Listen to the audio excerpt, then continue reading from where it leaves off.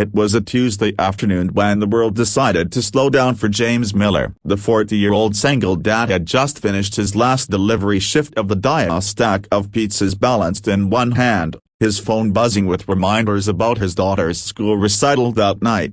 Life wasn't glamorous for James. His days were a mix of dodging traffic, juggling bills, and praying his 12-year-old Emily never noticed just how tight money really was. But that day, fate had other plans. As he cut through the quiet, upscale neighborhood for his last delivery, he noticed a figure slumped on the wide marble steps of a mansion. A little girl, or maybe Nadia, was curled in on herself, her skin paled, her lips trembling. No jacket, no shoes, just a thin summer dress in the chilly wind. James slowed his beat-up car and rolled down the window. "You okay, sweetheart?"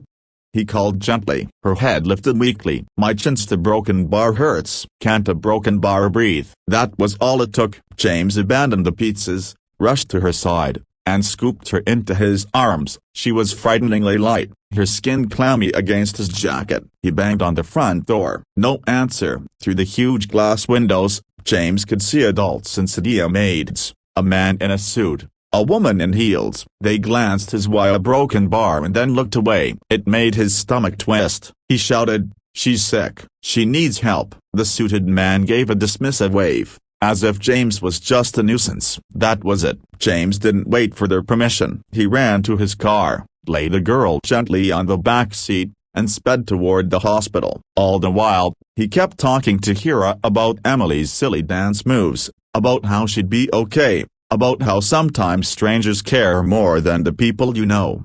At the doctors rushed her in, oxygen mask in place. James stayed in the waiting room, heart pounding, palms sweaty. Half an hour later, a tall woman stormed through the door, a tailored suit, flawless hair, the kind of presence that made people step aside. Her eyes landed on James.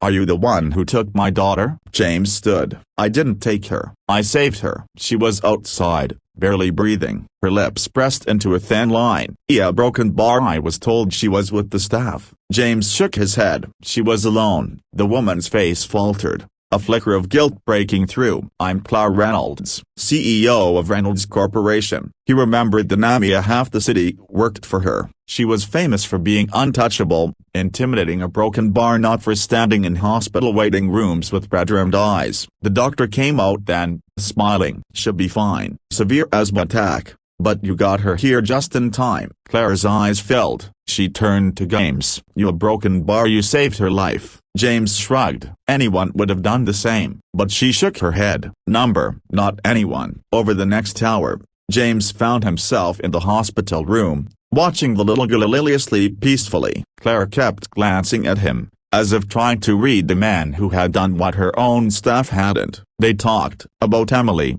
about the loneliness of parenting, about how sometimes life's title as a CEO, delivery driver don't mean much when it comes to the heart.